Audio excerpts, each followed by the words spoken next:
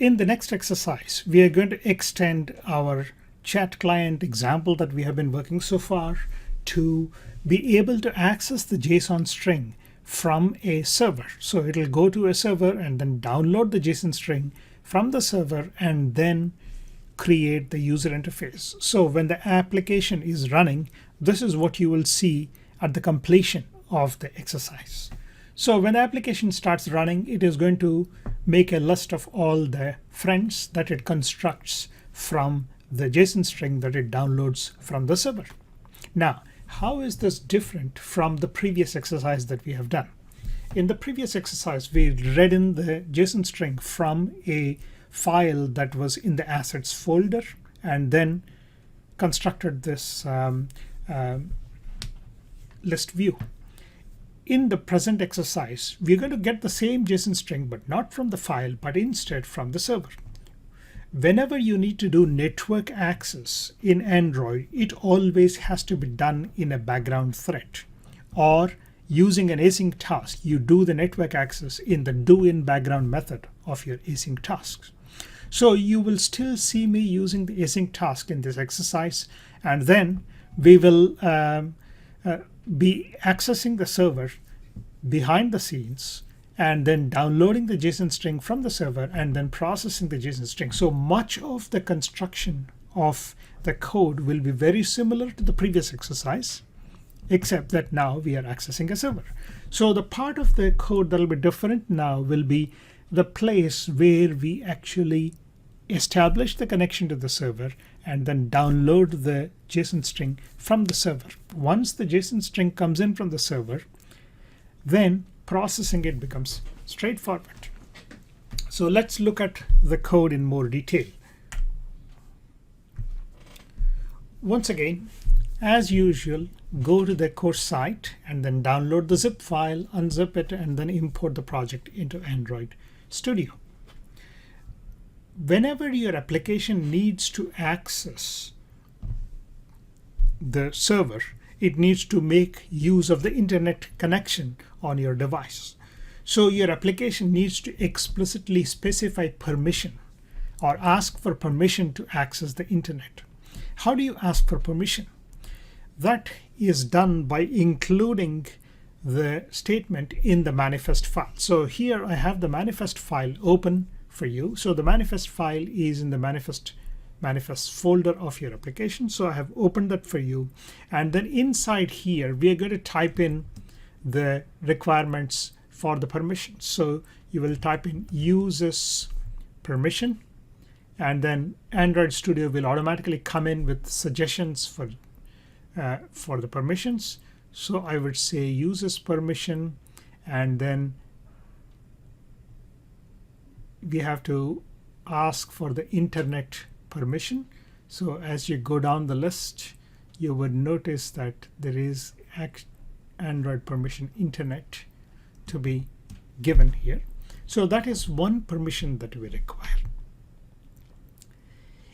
If you don't include this in your application manifest file, then your application will not work correctly. You will see a crash when you try to run the application, and then you would be wondering what is going on. First, make sure that you include this permission in the manifest file. Now, the second thing that we are going to need permission for is that within our application, we are going to check to see if the device is currently online. If not, then we will prompt the user to turn on the network connectivity for the device.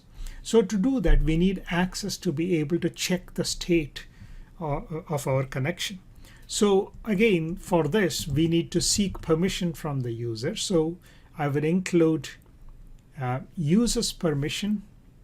Again, you notice that I'm typing a less than sign and then type in users, and then Android Studio will come up with suggestions for you.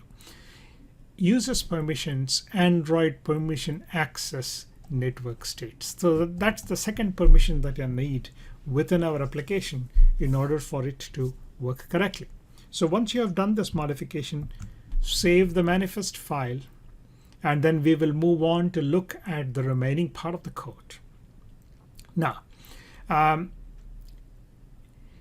another file that I have included, another class that I have included in the application code here is constants. This is where I'm going to store some constants that I'm going to use within my code. The first constant that I'm going to store is the server's information. So in this case, since I am running my server at a particular IP address, I will need to configure my server string with that IP address so that I can use that string within my code. This is, I mean, you can type this directly into your code, but it is a good idea to keep it separately outside in a constants class so that you know exactly one single place where you need to modify the IP address in case you need to run the application on a different machine. So here you type in the IP address of your machine. In the previous step, when we configured and then started running the server, we already determined the IP address of your machine. So you're going to specify the IP address of the machine colon 3000. 3000 is the default port number for the server that we are running. The second part that you're going to construct is another constant string called as JSON URL. This is what I'm going to use to specify where my app is going to go and fetch the JSON string from on the server. So that is accessed by specifying the server and /people. We have seen that already in the previous server configuration step. So we type in these two pieces of information so that on your machine, when you are running this application, remember to configure the IP address in constants.java to the IP address of your machine. Finally, we'll go to contacts.java file where the contacts activity is defined, and then look at the changes that have been made there and then see how we are going to use this application. Now, in contacts.java, as you go into the onCreate method, much of the code will look very, very similar to the previous exercise because I haven't changed a whole lot. The one place where you will see a modification is in the onCreate method where I start the async task. Now, before I start the async task, I have to check to make sure that I am online. So that's why I am using this method called isOnline, where I will check to see if I am online currently or not. And then if I am online, then I will execute the async task to go and fetch the JSON string from the server. If I am not online, I'm going to display a message to the user on the UI, a toast message. Toast is a way that Android provides you for you to display a short message on the screen for a short period of time before the message is dismissed automatically. So we can use toast messages if you want to keep the user informed of things happening within your app. So in this case, if I am not online, I will display a toast message asking the user to go online. So that's the configuration of the toast message. If I am online, then I'm going to invoke the async task that I have already declared. I am using exactly the same async task as before, except that the code in the do in background method is now modified to access the server rather than read from a file. The second part, I am going to specify the parameter to the execute method, the parameter being the JSON URL string that I described in constants.java file. Now let's quickly look at what is this isOnline method doing. So if you go down into the code, you will notice that there is this method described here called the isOnline. Inside this method, I am getting access to the connectivity manager. This is the way you get access to the connectivity manager. The reason you want access to the connectivity manager is that it helps you to check the current state of the network. So after you get access to the connectivity manager, you ask for the active network information, and then you check and see if the network is connected or not. So you're going to, the network info object has this method called as isConnected. If you call that method, it'll return true if you are currently connected to the internet. It'll return false otherwise. So you're going to use that in order to make a judgment inside your isOnline method. If you are currently online, then you will return a true. If not, you will return a false from the isOnline method. Now, going down to the async task, you would notice that much of the code remains the same as before, except that I have made some modifications in the doInBackground method. So that is where we need to add in the new code in order to access the server. So you have a to-do statement there. I'm going to replace the to-do statement with the appropriate code to help me to access the server. So let me go ahead and replace the code, and then we'll come back to discuss what the modification here is going to do. Coming back to the code again, you notice that I have replaced the to-do statement with a set of code.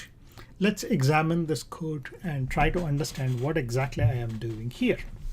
Now, if you need to open a URL connection to a server within your Android application, one of the classes that is available for you is called as the URL connection, HTTP URL connection class. So this is what I am declaring here, HTTP URL connection class.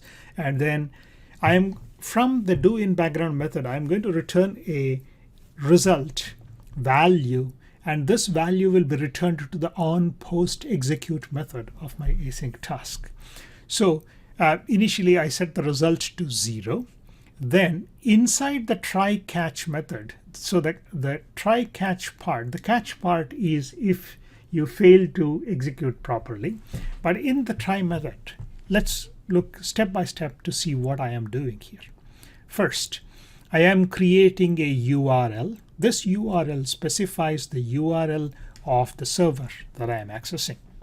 So if you need to access a server, then first you construct this URL object, and this parameter coming in, the URLs, is a parameter coming into the doInBackground method, and this parameter comes in when we call this by calling the execute method of the async task and then specify the URL there. So that parameter comes in here.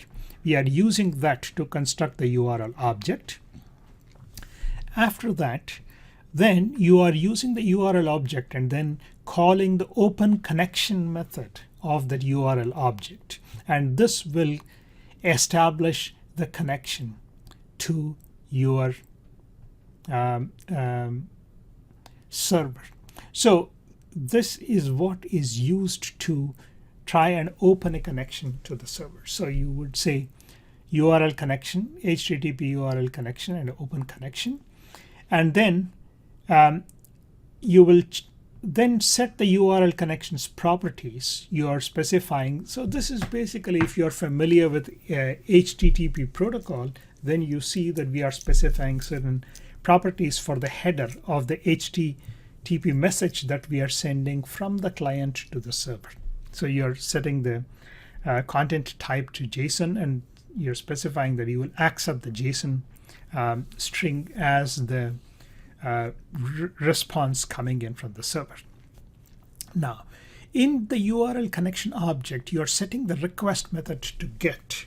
If you are familiar with HTTP protocol, you realize that the GET method is used for getting information from the server. So once you do that, then you will say status code is URL connection GET response code. This method will result in establishing a connection to the server.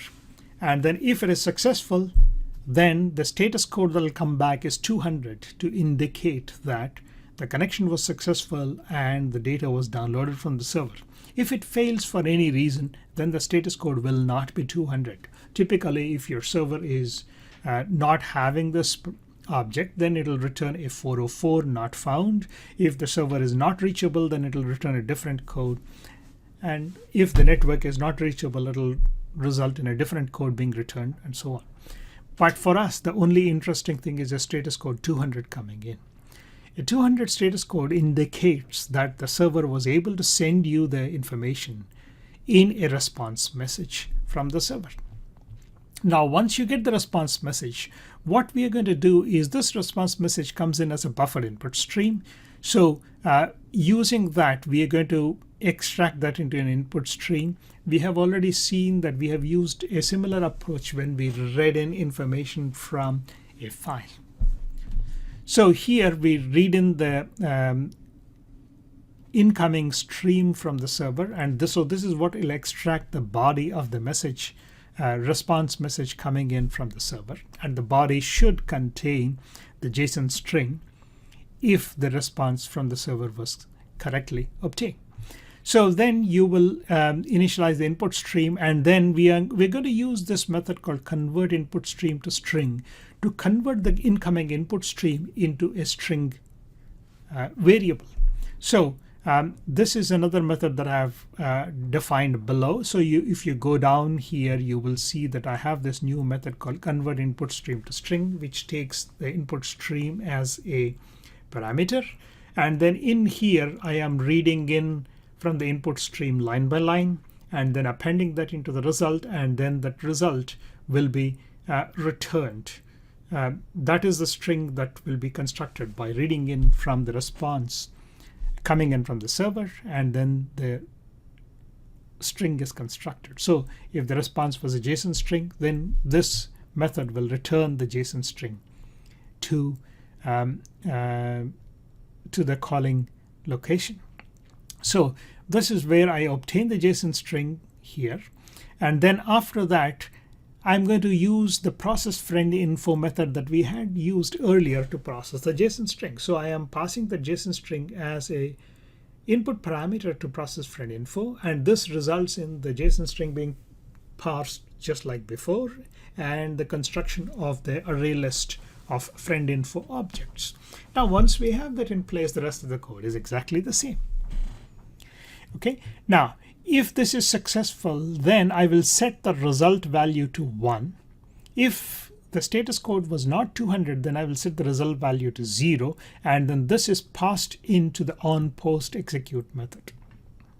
Now, in the onPostExecute method, that is where we were constructing the list view from the array list of friend info objects. Now, here, when the input parameter, incoming parameter is the result value, so we're going to check to see if the result is equal to 1. The result will be equal to 1 if the status code was 200 in the do in background method.